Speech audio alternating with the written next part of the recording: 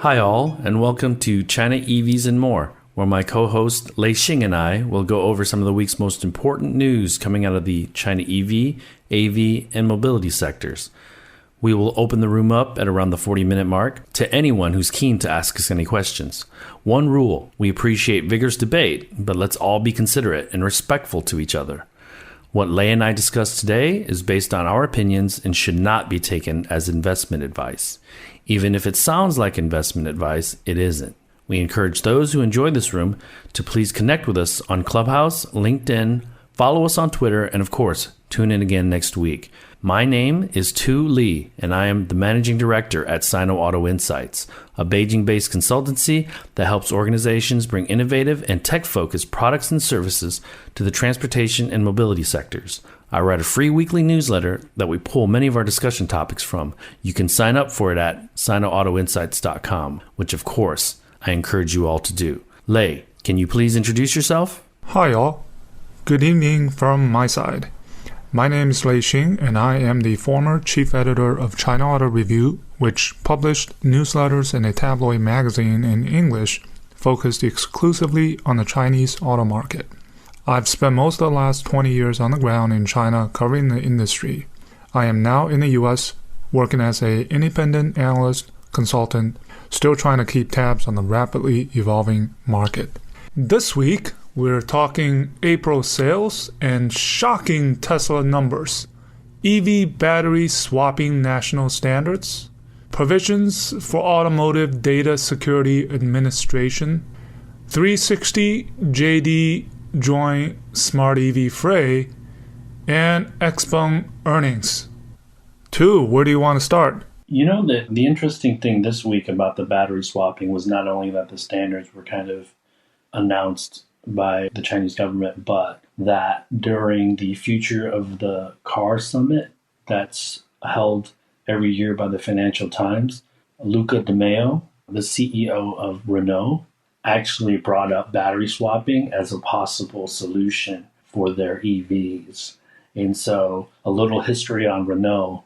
They were the first manufacturing partner for A Better Place, which 12 years ago, I think it was 12 years ago, were the first battery swapping startup to really try to push electric vehicles into the market. A Better Place failed, and it's super for wonks that, like me, who are very interested in how the automotive sector has evolved. Look up Shai Agassi and look up Better Place if you haven't heard of them. They were an Israeli company that started this battery swapping stuff, and Renault was their first OEM partner to sign on. So Renault has a history of battery swapping.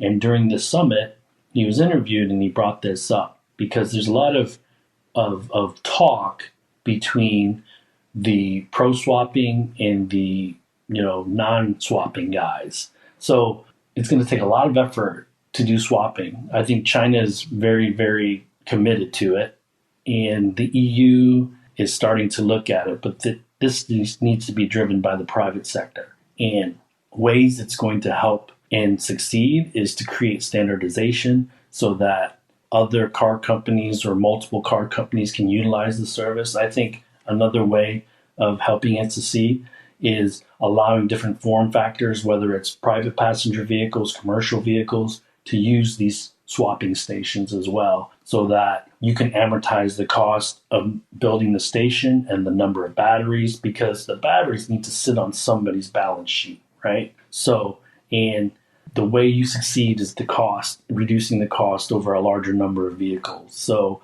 NIO last week, I think 2 weeks ago, had said that they were going to do swapping in Norway. So they're trying to push battery swapping into the European market. But it is going to take for a United States or the EU to jump on board one or two larger OEMs to really, really drive the demand for that. So what do you think it's going to take outside of China for battery swapping to succeed? What are your initial thoughts on that stuff? Well, I think battery swapping, it's not one size fits all. I don't think it's suitable for all markets, especially considering in the US, where, going back to Tesla as an example again with the supercharging, and also with how people where they live, right? Urbanization. And in China, battery swapping seemed much more appropriate or relevant for people, without the space or the resources to build these charging stations. Yes, the Or Chinese chargers, characteristics make it much more right? likely to happen here than Yeah. other places. And then if you just look at it from a much higher level, battery swapping, not for the sake of battery swapping, but for the sake of future mobility. When NIO launches ET7, or later on, supposedly level 4, level 3, whatever you call them, much higher automated driving vehicles that can automatically go into these battery swapping stations and come out fully juiced and continue operating. Think about that business model, right? Right. Without, I know Volkswagen, they're doing these robot chargers, right? That the robots come, it's like battery banks that come to your car and charge your car. That's another model. But, right, you got to think much longer term, the mobility ecosystem. Sure. And I think this may be what these companies, including NIO, are looking at. And another part of it is increase efficiency. Why is Alton, right? Alton is a company that's been rumored to be working with GAC, right? Yep. They're working with SAIC. These type of companies that specifically deal with fleets, not the private consumers, but the fleets. So they can go in, get the battery out, and then just start operating. You earn more money, right? All these different business models. But in the US, I don't think battery swapping is, from the very top, it's to build 500,000 charging stations, right? And that's already being earmarked, whatever investment. So it might not work here, but in China and other countries, maybe sure. I think battery swapping, to your point, as a standalone option is not the answer for everyone's problems or issues, right? But I could see it being part of, a multi-pronged solution. Supercharging, battery swapping is kind of a subscription service. So if I'm a premium car maker and I can buy into NIO's standardization of batteries or whatever, and then, because, the difference maker will hopefully be my battery management system to a certain extent that'll give me a bit more range than my competitors. And, if and when, and this is going to be a when, but batteries become a bit more commoditized, unless we're talking completely different chemistries, I think there's a way to do this and create better customer engagement, better customer service, better user experience if it's one of a few different options that you have, right? Because people that have single family homes in the United States, they can plug in overnight. In China, this, it's a lot harder to do that because in the cities, most people live in high rises, that is either being rented and there's no dedicated parking spot with a charging pile, or they might need to go to the mall and park their car in order to get that done, right? So to your point, there's a lot of different situations, and I don't know if there's a one-size-fits-all solution, but giving people choices or options and then charging them a flat fee per month in order to charge their vehicle, I think that's probably a viable solution, especially as technology kind of pushes the envelope and gives you new options. There could be wireless charging in the next 3 or 4 years. There could be charging while you're driving on the road. So there's a lot of different ways that battery swapping would be helpful as part of a multi-pronged solution. So let's move on to XPeng earnings. I'll throw out a few numbers, Lei, and then let's get your take on interpretation for the earnings. So April, they sold 5,147 cars. Almost 3,000 of those were P7s, which is their sedan, their flagship sedan, which is around 300,000 RMB, or about $45,000. The G3, which was the SUV they introduced first, which is pretty long in the tooth and needs an update. It definitely needs an update. Sold 2,152 of those. So the numbers for April seem pretty low. The P5, they did receive almost 10,000 or just over 10,000 orders. So I think that was pleasant for XPeng. Gross margins at 11.2, so they're able to squeeze out some efficiency with the individual pricing. And they talked about their NGP and their next generation X-Pilot.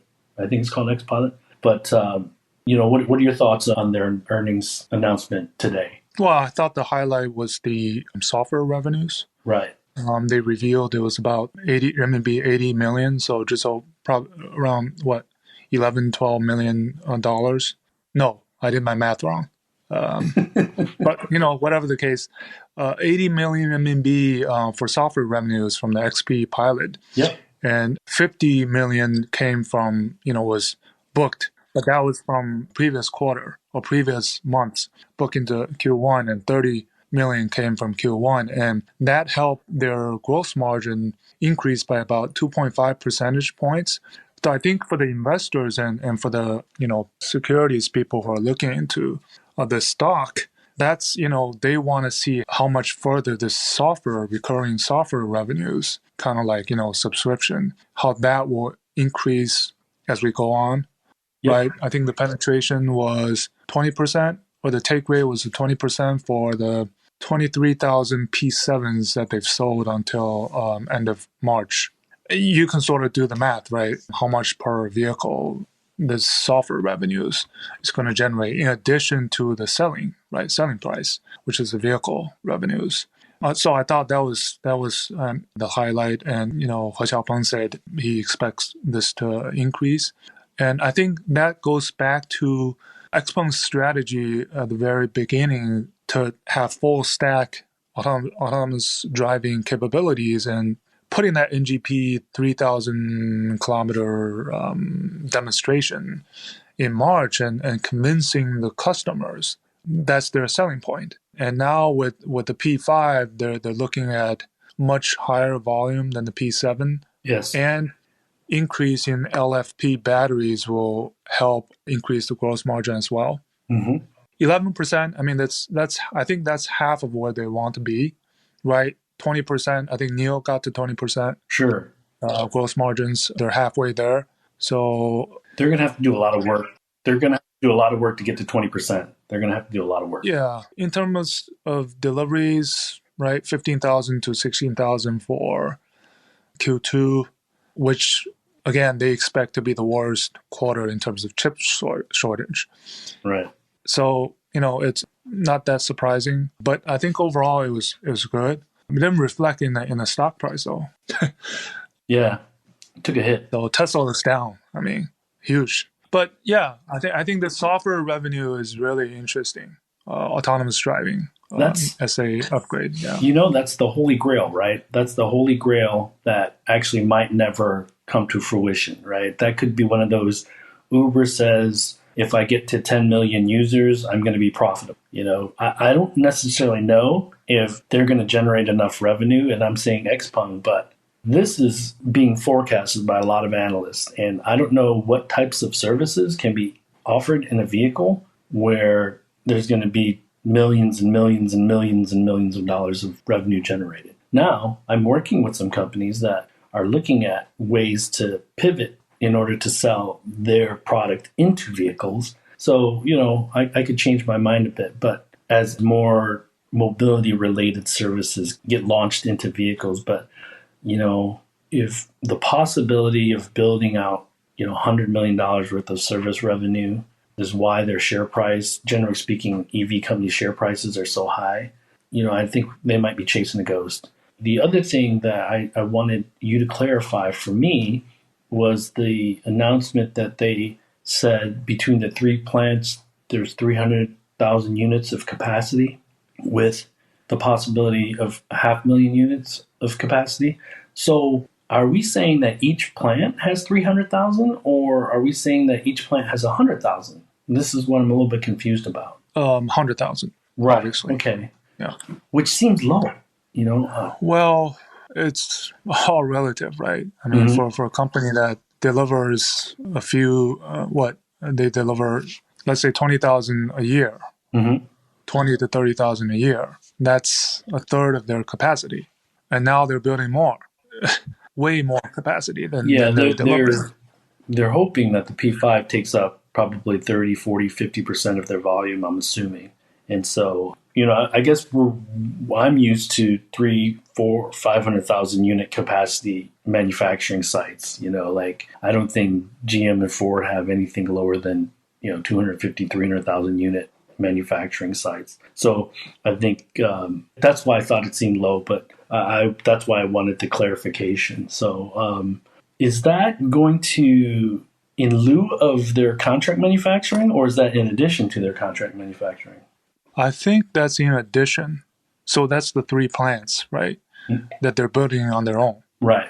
So that's in addition, right? They use Haima for contract manufacturing for the G3. Yes. I think that they're gonna put everything in their own plants. Right. That was the plan.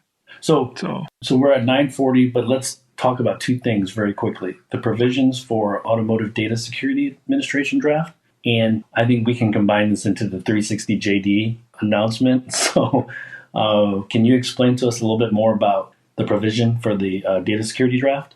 Yeah, so in contrast to the battery swapping standards, I think this is a bit more recent based on, the smart EVs always innovating and developing ahead of regulations. And this is where the regulations are trying to catch up.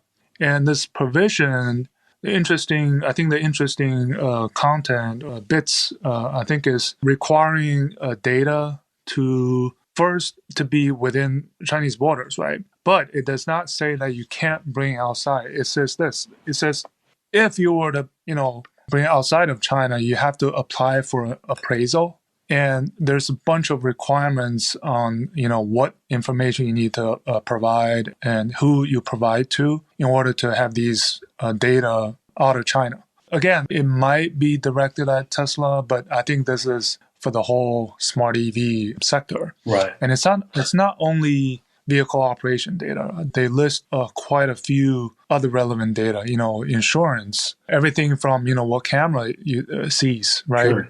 Outside, the driver, passengers. So it's a much more comprehensive, I think, set of regulations than the battery swapping, which is just a kind of the safety requirements. But here is basically even, owners, the drivers, passengers, pedestrians, anything mapping data that's higher than whatever the national public allowed data, even the charging network data, things like that. A lot of different data. So just issue of national security. And this is released by the Cyberspace Administration of China, which usually controls what is being said and reported. Sure. On the media, right? I think the pendulum's going to swing. I think with smart EVs gaining popularity in the EU, and the EU being having a reputation of being very protective of consumers' data, I think they're going to have to weigh in the next 12 or 18 months, and in the United States as well, as they pivot completely towards smart EVs. And we'll see more of that as the Hummer gets launched, as Rivian gets launched, as the F-150, the Mach-E gets into year 2 of production. So I really feel that this is going to be a hot button item in the next 12 to 18 months. So we're going to keep track of it very closely, because it not only affects national security, it also affects product design. It also affects partnerships. It affects user experience, the ability to have a global brand. And it's not just software data, but it's also hardware, right? There's chips, there's firmware, everything that's all involved with cross-border, either data collection, edge computing, cloud computing. So it's super interesting topic that there's also political ramifications and diplomacy ramifications. So no answers yet, but this is kind of the first step towards, I think, kind of a global realization that there needs to be formal policies and processes for the data exchange.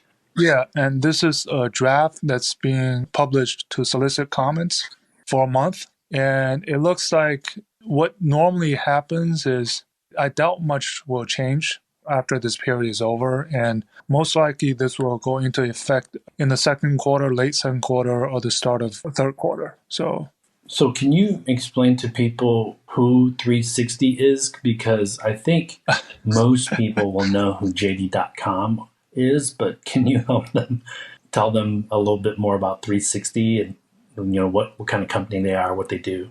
Well, 360 is almost like the Symantec or the Kaspersky of China. Okay. The internet and virus, Yes. antivirus software. Yes. And I have one of their things installed on my computer. Not willingly, but somehow it just got installed. Yes. So it's like a Norton's or a McAfee, Norton, right? Yeah, Norton or McAfee, right? Except I guess they're what, the internet security Yes. company, I guess so. Their move into their cooperation with Meta or Hosan is like almost perfect timing. When this data regulation comes out, and they're in a perfect position. And it felt like, hey, that's our selling point, that we're going to be in this with this special expertise. And Meta needed money, and it felt as if another IT company was looking to move into the smart EV space, and it's like, which partner do I choose? Oh, the only one left is Meta. So let's pick Meta. Yes. That's how it happened, I think. And to give JD some credit, they have probably, one of the largest repositories of logistics data in the world, right? And they're just what I would call the Amazon and Best Buy combined of China. Would you say that's a fairly accurate comparison of JD to a Western company, Lei? Yeah, that's perfect. And it's a weird partnership, but you know what? We've seen weirder. But again, this is just a partnership. We haven't seen any products yet. So the jury's still out. Yeah, I think, this thing about these tech companies making cars, it's all getting blurred. Baidu, for example, is working with Geely on a JV, right? That's one model. And these new entrants, 360 and JD, they're investing into these companies, but where they might not be as involved in the actual manufacturing is another model. And then Xiaomi outright, they're making their own cars. Right. That's the third model. So I think it's getting really blurred. Is 360 making cars? Technically, no. No. But right? So you see what I'm saying? Yeah. Is JD making cars? Technically, no, but they've become a player. But this is the thing, Lei. I think there's a certain amount of FOMO, and I don't know if they know what they're going to end up doing, right? Because, they have these MOUs or these marketing opportunities and make these announcements, but, behind closed doors, they're probably trying to figure out, well, you're responsible for this, I'm responsible for this, who's actually going to manufacture this vehicle, blah, blah, blah. And, a decent number of these partnerships never really pan out. So yeah, and it's almost like as if I don't want to be left out. For sure. And this is where I think you have an opportunity, maybe they can recruit you to become the CEO of the new joint venture company. Because I can imagine there's many other qualified people that could manage a complicated company like this, right? That brings us to the end of this week's show. Lei and I thank you for tuning in. My name is Tu Lee, and you can find me on Twitter at Sino Auto Insight. That's SinoAutoInsight. You can find Lei on Twitter at Leixing77. That's LEIXING77. If you wouldn't mind rating and or reviewing us on Apple Podcasts, Spotify, or wherever you grab your podcast from, we'd appreciate that as well. Even better, if you enjoy this show, please tell your friends about it. Please join us again next week as we track down all the latest news on China, EVs, and more.